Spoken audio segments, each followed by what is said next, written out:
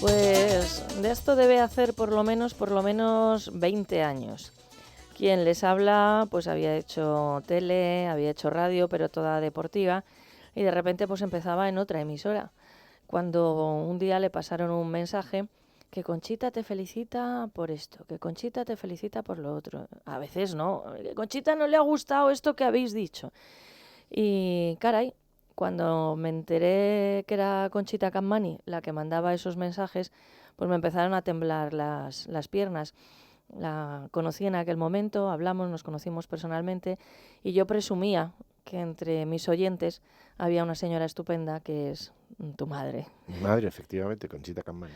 Además, con el tiempo, pues me recibió en la que es la casa familiar Sí. y, oye, es que pone un jamón estupendo y a mí lo del jamón que me va tanto ya me Sí, ganó hombre, definitivamente. mi madre a sus invitados los cuida muy bien. Cualquiera que haya estado en mi casa os lo puede decir. Vamos, uno de ellos, Luis Herrero, que ha ido Sí. mucho a cenar, os lo puede atestiguar. Y el propio Federico, que también ha cenado varias veces en casa. Tanto cuando vivía mi padre como cuando después de haber fallecido.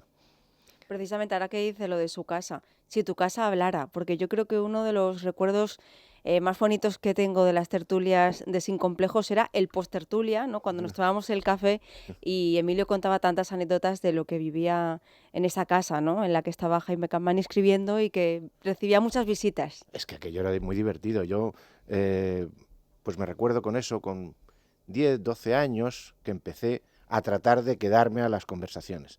Entonces yo llegué a un acuerdo con mi padre en que yo ponía las copas, me ocupaba de las copas y no decía una palabra. Y mientras me ocupara de las copas y no dijera una palabra, se me estaba permitido estar allí, a veces hasta muy tarde. Luego ya incluso cuando ya me saqué el carnet de conducir, cuando ya cumplí los 18 años, incluso me ocupaba de aparcarle el coche a los que venían a mi casa. Y en ese trato estábamos y de esa manera yo conseguía quedarme a todas esas tertulias, enterarme de todos los chismorreos de periodistas, tal, que a veces había también políticos, pero normalmente las más divertidas eran cuando eran todo periodistas. Bueno, pero fíjate lo que estás contando ahora, la diferencia que hay de lo que aprendería. Claro. He estado pensando otros ejemplos familiares que no los voy a citar, pero desde luego la familia a uno le marca y para bien, desde luego en tu caso. Sí, en mi caso absolutamente para bien. Vamos, yo lo pasé tanto mi infancia como mi juventud fue divertidísima gracias a eso. Bueno, él estaba predestinado a ser tertuliano, pero vamos a contar un poquito de su Sí. biografía porque estudió el bachillerato en el Liceo Italiano de Madrid, es licenciado en Historia Contemporánea y Derecho por la Universidad Complutense de la capital, además de registrador de la propiedad, analista de Derecho Internacional del Grupo de Estudios Estratégicos GES, escritor, colaborador y amigo, podemos decir, de Radio y Libertad ¿Podéis Digital, decirlo? porque ha estado en ambos medios desde sus inicios. Y en lo personal, pues yo añadiría un hombre familiar, honesto, inteligente, con inteligencia emocional también, que no es fácil, y con una gran empatía.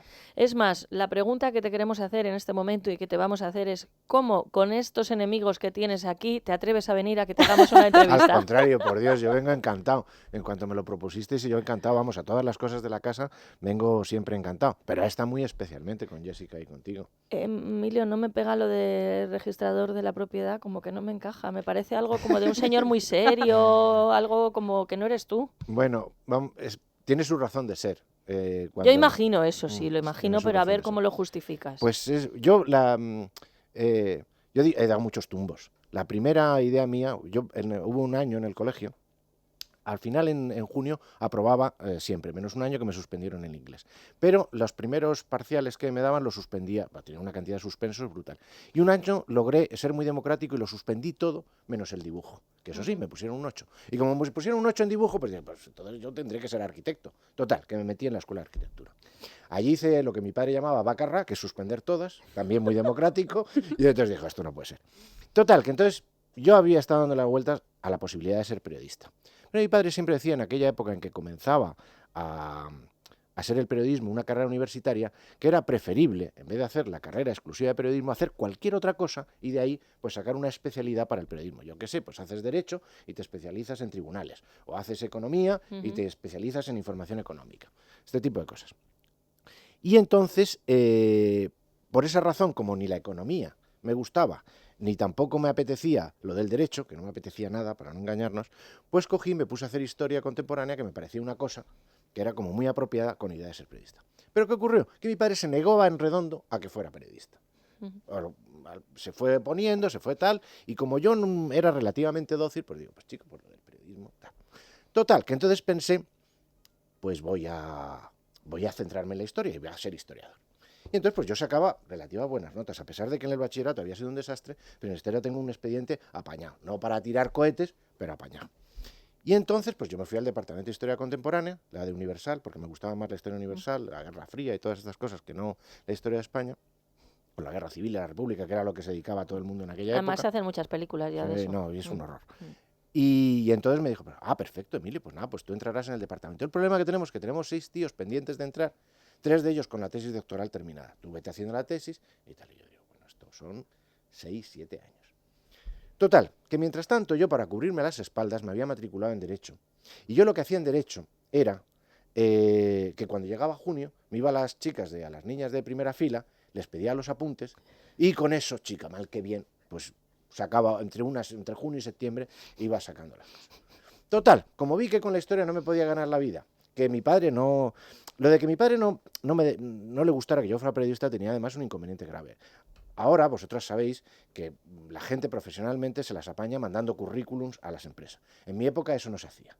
En mi época, pues era un fulano, oye, tal, ¿conoces a alguien que pueda tal? Porque es que necesito, pues chico, precisamente el hijo de mi hermana, que es que está buscando y tal, es buen chaval, no tiene un expediente maravilloso, pero ya verás que te da buena. Y así es como se resolvían las cosas.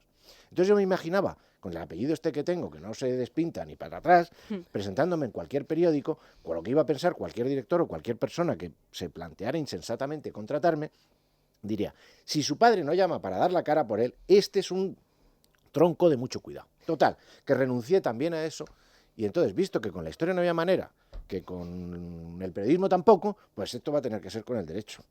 ¿Y qué pasaba con el derecho? Pues que yo no sabía derecho, es verdad que aprobaba, pero no tenía ni idea, yo no sabía ni lo que era la sociedad de gananciales, ni distinguir entre una prescripción y una caducidad, nada, aprobaba, pero no sabía.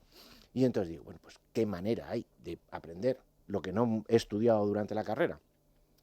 Pues hacer unas oposiciones. Pues digo, pues ya que voy a hacer unas oposiciones, pues voy a hacer unas oposiciones de las gordas, pues ya de las que merezcan. Ya puestos. Ya puestos.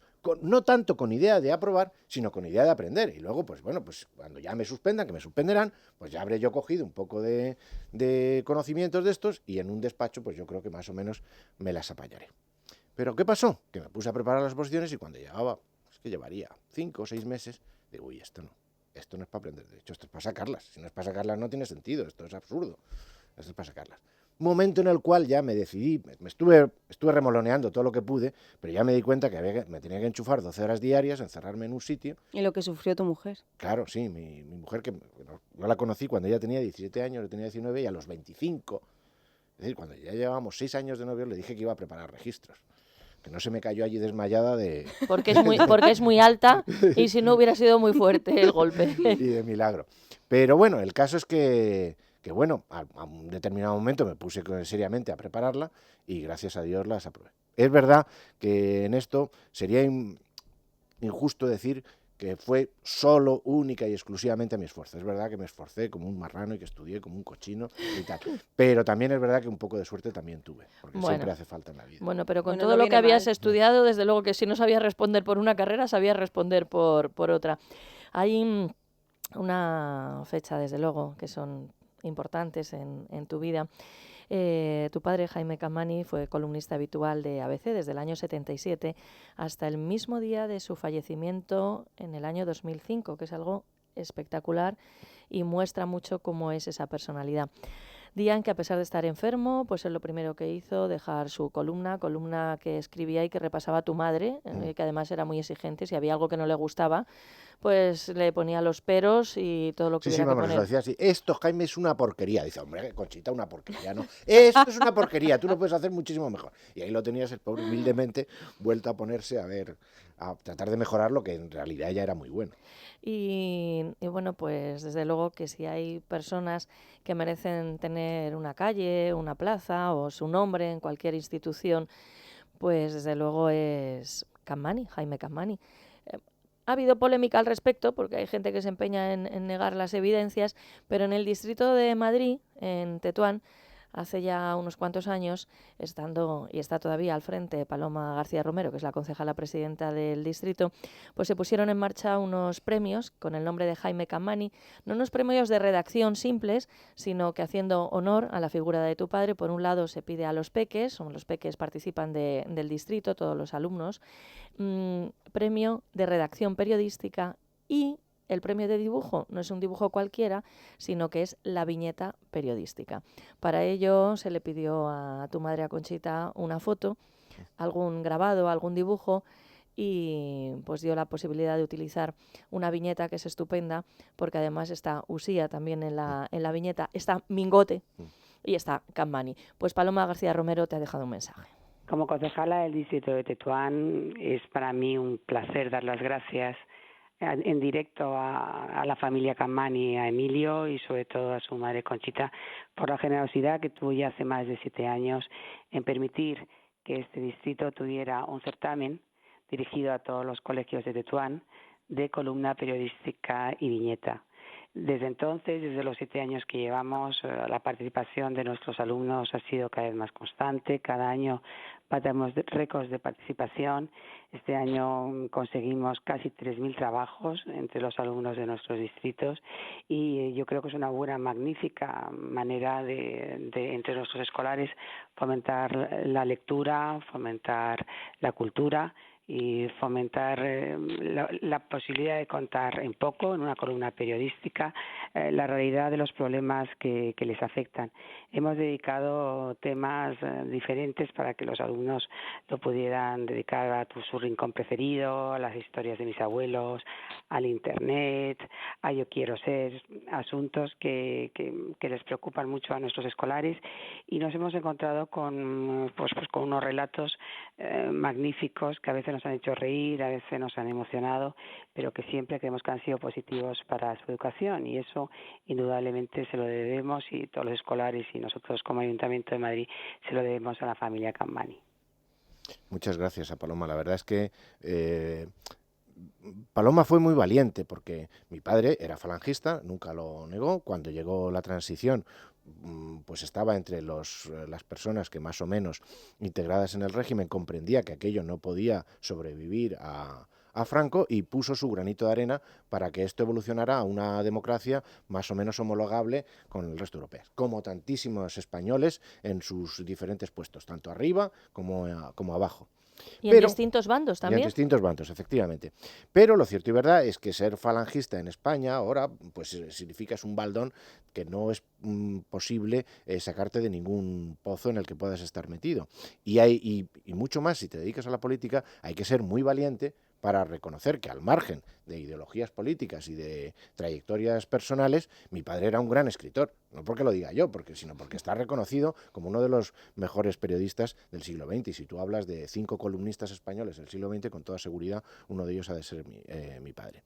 Entonces, ese reconocimiento, que tiene además el valor que Paloma le puso al asunto, ha tenido el premio de que los chavales del distrito de Tetuán han participado masivamente en este concurso, haciendo completa abstracción. Probablemente, claro, los críos no lo saben, pero sus padres sí podrían en un determinado momento haber influido, pues oye, tal, un premio tal que tiene el nombre de este facha o no sé qué, o alguna cosa así, y sin embargo nada de eso nos lo hemos encontrado, con lo cual nos damos cuenta de que los españoles, la gente normal, la que no está en el politiqueo o influyendo políticamente en los medios de comunicación, es mucho más llana y mucho más normal y mucho más, en definitiva, generosa de lo que nosotros podemos en un determinado momento creer. Bueno, más cosas que podemos contar de Emilio, que sabe mucho sobre lucha antiterrorista y que es un gran escritor. Y de hecho fue finalista del 5º premio de novela Río Manzanares en 2003 con Operación Chaplin, que es ese libro, ese thriller que tiene como tema pues el intento de asesinato a José María Aznar. Bueno, esa novela tiene un poquito de historia, si queréis os la cuento así muy brevemente, porque a mí se me ocurrió... Sí, sin prisas, tienes unos 30 segundos. Pues yo, como buen opositor, me ajustaré al cronómetro. Va, déjalo en un minuto. En el año 95, cuando fue este atentado, la novela se me ocurrió enseguida. Había tantísimas cosas raras que digo, bueno, pues esto se podría hacer un thriller utilizando las cosas que se saben, las que se sospechan y otras que cubran los huecos que todo eso va dejando y hacer un thriller. Entonces lo escribí en el mismo año 95, lo terminé. Lo traté de publicar, lo envié a 2 o 3 editoriales, no lo quisieron publicar, era una cosa hasta cierto punto normal porque yo era un autor novel y entonces la tenía arrumbada. Total, que paseando por la calle con mi mujer, me dice ella, anda, mira, que convocan un premio tal, el Ayuntamiento de Madrid, el premio Manzanares, que lo único que piden es que esté ambientada en Madrid. Y dice, bueno, pues sí, la novela está ambientada en Madrid, está en Madrid, en San Sebastián. Pues sí, que voy a mandarla. Total, que me quedé finalista. Fue una de las mayores alegrías de mi vida, porque yo no era más que eso, pues un registrador de a pie, con una relativa vocación literaria, sin demasiadas aspiraciones y consciente de tus propias limitaciones. Y el premio fue una alegría inmensa. Y luego pues la novela tuvo hombre, para las circunstancias en las que se publicó y lo que soy yo, que no soy nadie, pues se vendió relativamente bien. Y la verdad es que me dio muchas satisfacciones. Bueno, no tengo tiempo de discutir, pero no estoy de acuerdo con que no eres nadie. Y hablando de esta faceta literaria, si te parece, porque hay alguien que te aprecia mucho, que también nos ha dejado un mensaje y además es la persona gracias a la cual yo conocí a Emilio, que Claro. es Luis del Pino, director de Sin Complejos. Emilio Cammani es uno de los mejores escritores que tenemos hoy en día. Mejor escritor de artículos, como puede comprobar cualquiera que entre en Libertad Digital a leer aquellos con los que de vez en cuando nos regala. Un gran escritor de novelas, como puede comprobar cualquiera que haya leído Operación Chaplin o Quién mató a Efialtes. Y es además un excelente tertuliano. Y de hecho, la característica que a mí más me llama la atención de Emilio Cammani, aparte de su bonomía personal, es que es lo más parecido a un lord inglés que uno se puede encontrar hoy en el panorama literario español. Pero con sangre española, ¿verdad? Muy Sí, bonito con lo que sangre dice Luis. No, aparte de que es exagerado, Luis es una bellísima persona, es un caballerazo, es una persona estupenda y nos llevamos muy bien, él es un encanto y es un sol y siempre lo ha sido conmigo desde que yo empecé a colaborar con él en su programa. Pues es un caballero, el que sí tiene cosas de lore inglés es más él que yo. Yo a lo mejor tengo el aspecto pues porque me tengo que poner la chaqueta y la corbata para ir a trabajar. Bueno, y esos pedazos de ojos azules que tienes estupendos. Sí, esos son de la familia de mi madre. Esos son y los modales que también ayudan, ¿eh? Bueno, y eso es, pues eso es en la casa. En la casa lo ves. Sí, eso es de aparcar coches y servir copas en las tertulias. Tengo la sensación, Emilio, que en este momento, en esta etapa de tu vida, después de todos esos vaivenes, digamos, que has pues explicado con mucha gracia, que no son vaivenes, sino en definitiva es una manera de prepararse exhaustivamente, ahora sí estás haciendo, en la medida que uno puede, claro, pero realmente lo que te apetece hacer. Sí, efectivamente. Yo, lo digo a todos mis amigos y a todo el que me quiere escuchar y lo comento muchísimas veces con mi mujer y con mis hijos. Yo soy una persona afortunadísima. Hice un esfuerzo brutal por hacer una oposición muy dura y eso me cubre totalmente las espaldas.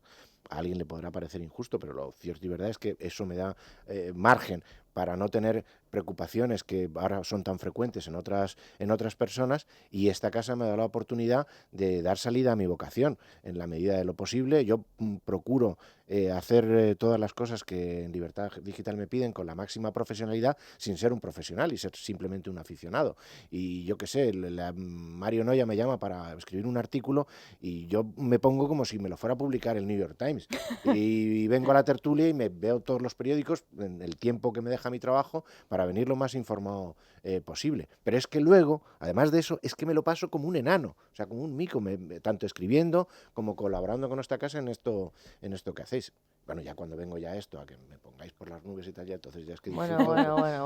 Lo del New York Times está de capa caída, ¿eh? Hablando de esas colaboraciones, porque su último artículo publicado en el ED, precisamente ayer, lleva por título Lo que hoy está en juego y empieza con la frase no recuerdo unas elecciones europeas tan trascendentales. Un artículo que tiene mucho que ver con lo que va a ocurrir este domingo, no mañana, que no sé si del fútbol te querrás Y Pronunciar es además otro en tema. un ratito ha estado Teresa Sánchez Letona en la mañana de hoy en un encuentro en el que estaba, pues nosotros vamos a hablar ahora con Tono López Istúriz, que es uno de los candidatos, va en el número 11 de la lista del Partido Popular a las elecciones europeas. Entonces, a modo de reflexión, ya sabes, en estos espacios de 30 segundos, un minuto, pero bueno, si lo podías sintetizar para nuestros oyentes, te lo agradecemos. Pero no te entiendo. Sobre tu opinión sobre las elecciones Sobre las europeas, sí. Artículos Sí, que no, afrontan sí, que la gente entre. sí, es fácil el mensaje, tal y como yo lo veo. Normalmente en las europeas lo que se ha hecho es contrastar cómo están los dos grandes partidos. Pues si el PP, por ejemplo, ¿os acordáis que el PP ganó las del 94 en la legislatura esa terrible? Digo, bueno, pues ya está, ya las generales, pues ya el PP ganará. Y eso es más o menos como he dicho. Y ahora hay más cosas. Eso también está. O sea, a ver en qué proporción, en qué relación están PP y PSOE, está. Pero está el golpe que los españoles le van a dar a los dos partidos, al PSOE y al PP. Porque habitualmente pues están sobre el 80%, 75%, 70% en el peor de los casos. Y esta vez no van a llegar al 60%. Si se quedaran en el 55%, no digamos ya en el 52%, 53%, sería un golpe durísimo. Les pondría en una posición donde ni siquiera unidos estarían en condiciones de cambiar la Constitución porque sería ilegítimo al no tener tanta representación. Entonces, ¿Qué está sumando? ¿El porcentaje entre los dos? El porcentaje de voto entre los dos. Eso. Y entonces, el ver eso, el ver el desapego del electorado hacia esos dos grandes partidos, mucho más notable cuando en España, por el sistema electoral, se tiende al voto útil, donde se prima a los mayoritarios, donde el votante piensa que votar a un partido pequeño es despreciarlo y dice, bueno, pues no, me da igual, con tal de no votar a estos tíos, me voy a este partido pequeño, que de todas maneras no me termina de satisfacer, pero con tal de darle en los hocicos a estos dos, iba a decir un disparate, a estos dos elementos, pues me voy a eso. Entonces, estoy especialmente interesado en ver ¿Qué clase de varapalo se les da? Si es lo suficientemente grande o no. Y luego, si hay una reacción a eso. O si se les da, porque a lo mejor yo pienso que igual no se les da. No, claro. Si la cuestión es ver, si de repente se quedan en ese 62, 63%, 65%, pues no se les ha dado el varapalo y los españoles aceptan que PP y PSOE sigan alternándose en el poder porque dentro de sus inconvenientes no llegan a ser totalmente deleznables. Hay un dato también a mí me interesa mucho porque tenemos una sección nosotros todas las semanas del Parlamento Europeo y entonces bueno, pues nos hemos enterado un poco más de cómo funciona y hay algunos argumentos que tenemos también que nos interesan, que igual hubiéramos pasado por alto. Claro, el índice de participación en España está en torno al 42%, que es muy, muy bajo. En Grecia es muy superior, por poner un ejemplo. Hay algunos países en los que el voto es obligatorio en Europa. Entonces, a mí el primer dato, Emilio, que sí me interesaría saber es qué porcentaje va a acudir a las urnas a votar.